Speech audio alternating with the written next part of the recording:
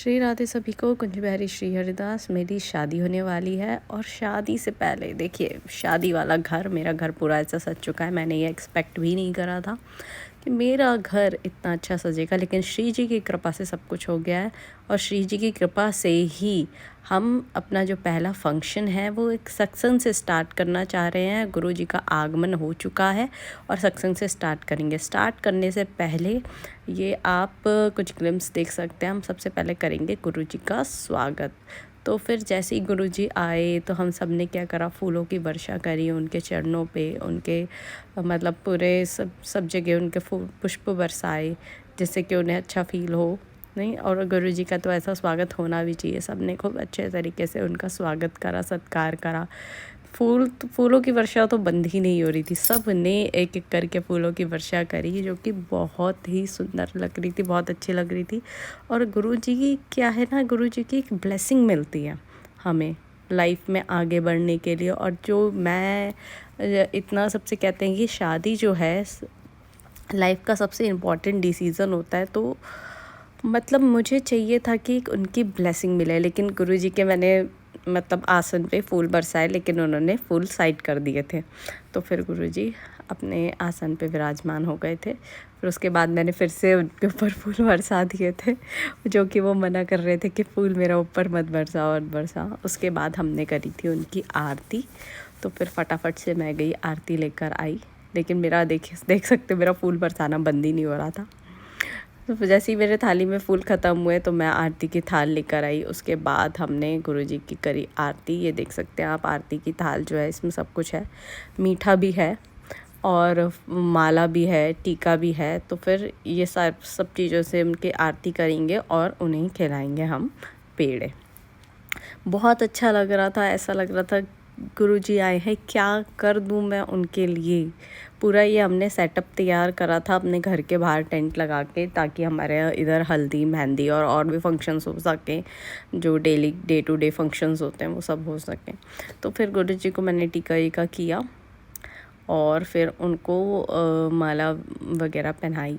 उसके बाद मेरे और भी फैमिली मेम्बर्स आते हैं जो कि गुरु जी का आदर सत्कार करते हैं और उन्हें माला वगैरह पहनाते हैं। मेरी मम्मी है, मम्मी उनको माला पहनाती हैं और आरती वगैरह होती है। तो इट्स अ डिवाइन ब्लेसिंग। मतलब उस समय तो मैं बता नहीं सकती हूँ कि मेरी क्या मुझे लग रहा था। बहुत ही अच्छी फीलिंग आ रही थी। सब एक एक करके आ रहे थे, गुरुजी को टीका कर रहे थे और उनकी आरती उतारने के लिए आ रहे थे। आ गए मेरी बुआ लोग, सब लोग, सारे फैमिली मेम्बर्स आए थे और मेरे नानी के वहाँ से भी सब लोग आए थे।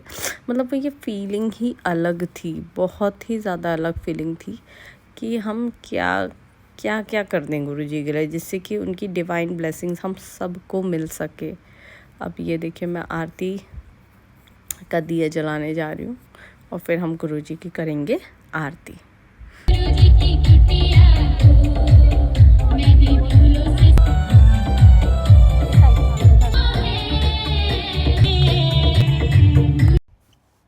उधर आरती हुई समाप्त और मैं सारा प्रसाद लगाने लग गई थी। ये पूरा मेरा राधे कृष्ण जी का मंदिर मैंने इधर सजाया था और सारा प्रसाद लगा रही थी फटाफट से, ताकि कि सारी विधि पूर्वक सत्संग स्टार्ट हो सके। फटाफट सारा काम ख़त्म करा और फिर उसके बाद हुआ सत्संग स्टार्ट। आरती भी समाप्त हो गई थी, सबने आरती कर ली थी और अब समय हो गया था गुरुजी के सत्संग शुरू करने का। तो चलिए मिलाते हैं मैं अपने प्रिय प्रीतम से। मेरे प्रिय प्रीतम हैं मेरे दिल के सबसे करीब, मेरे प्यारे, जिनको मैं बहुत प्यार करती हूँ। और इनका बहुत ही सुंदर श्रृंगार हुआ। उसके बाद सत्संग स्टार्ट हो गया था और सबको तिलक लगाना था, तो मैं सबको चंदन का तिलक कर रही थी। सब ने तिलक लगवाया और मैंने खुद भी तिलक लगाया, क्योंकि तिलक हमारे जो शास्त्रों में तिलक की इम्पोर्टेंस बहुत बताई गई है। और यह तक ये भी कहा जाता है कि अपना माथा हमें कभी भी सोना नहीं रखना चाहिए, हमेशा अपने माथे में तिलक लगा के रखना चाहिए। और मेरी मम्मी भी इसमें मेरा सपोर्ट कर रही थी। कुछ लोगों के तिलक मैंने किया, कुछ लोगों का मम्मी ने किया। तो फिर यहाँ से ये तिलक वाली विधि हमारी पूर्ण हुई। गुरुजी ने सत्संग में बहुत अच्छी बातें बताई और सबसे आवश्यक बात बताई गृहस्थ धर्म की, कि गृहस्थ धर्म क्यों ज़रूरी है। गृहस्थ में क्यों रहना चाहिए एक इंसान को और सन्यास में क्यों रहना चाहिए, इनके बीच भी फ़र्क बताया। बहुत अच्छी अच्छी ज्ञान की बातें बताई गुरुजी ने, जो हम सभी को अपने जीवन में उतारनी चाहिए, हम सभी को जाननी चाहिए ऐसी बातें। हम सभी को उन बातों को फॉलो करना चाहिए, उन नियमों को फॉलो करना चाहिए। ऐसे ऐसे कुछ नियम बताए उन्होंने, मुझे ऐसा लग रहा था वो सब मेरे लिए ही था और सब वो मुझे ही समझा रहे थे कि ऐसा करना चाहिए, ऐसा करना चाहिए। एक व्यक्ति का क्या धर्म होता है, किस तरीके से उसे रहना चाहिए, किस तरीके से चलना चाहिए, किस तरीके से कोई किसी भी कार्य को करना चाहिए। तो बहुत ही सुंदर सुंदर प्रवचन उन्होंने दिए। और यहाँ पे मेरी दादी हैं ये, और इनका फिर थोड़ा सा भजन कीर्तन हो गया था शुरू, तो दादी बजाने लग गई थी ढोलक और थोड़ा सा भजन कीर्तन उन्होंने करा। और ये मामा है मेरे जो स्पेशली गुरु जी के दर्शन के लिए ही आए थे, वरना इन्होंने तो मना कर दिया था कि शायद मैं शादी में नहीं आ पाऊँगा।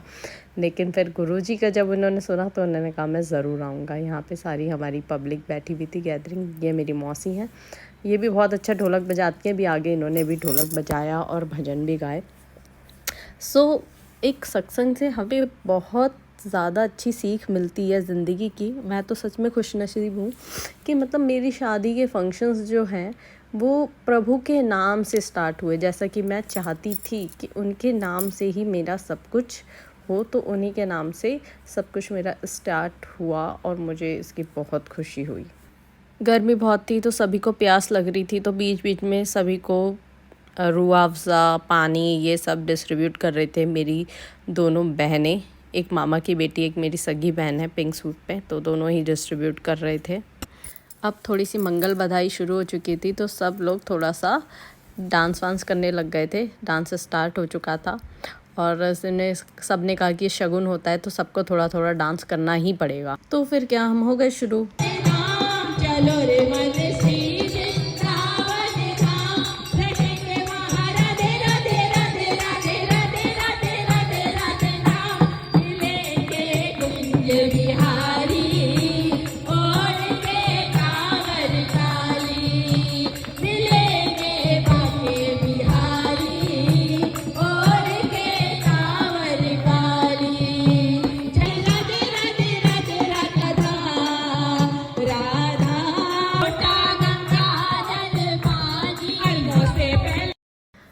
उसके बाद गुरुजी ने अपने प्रिय वचन से मुझे आशीर्वाद दिया कि शादी के बाद मेरा जो जीवन है वो सुखमय हो, अच्छा हो। उन्होंने ये आशीर्वाद दिया। हमारा आशीर्वाद है पूरे परिवार को और सैफाली को और सैफाली के आगे होने वाले परिवार को कि सुखी जीवन रहे, धर्म कर्म और परमात्मा से जुड़ करके और अपने जीवन को सुखमय बनाएं। बोलिए सद्गुरुदेव भगवान की शिवोहम।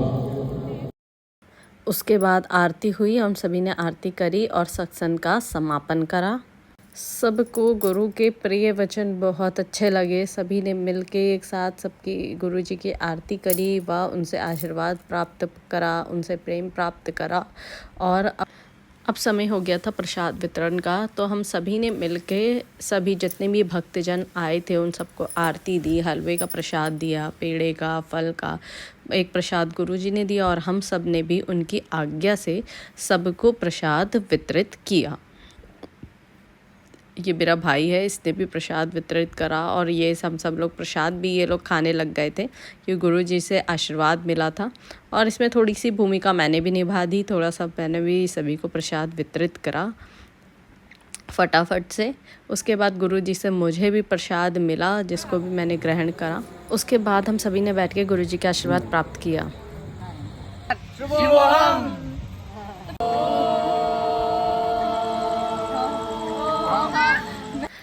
फिर गुरुजी घर आए, उन्होंने भोजन ग्रहण करा और उसके बाद मेरे दोनों भाई लग गए गुरुजी की सेवा में। सेवा और समर्पण में बहुत ज़्यादा शक्ति होती है, इसीलिए वो सेवा में लग गए और सेवा हम सभी को करनी चाहिए। सो आई होप आपको ये वीडियो अच्छी लगी होगी पूरे सख्त। सो स्टे ट्यून्ड, आपको और भी बहुत अच्छी अच्छी वीडियोस देखने को मिलेंगी। अभी मैं हल्दी और मेहंदी की वीडियोस भी अपलोड करूँगी सारी। Bye bye, Radhe Radhe.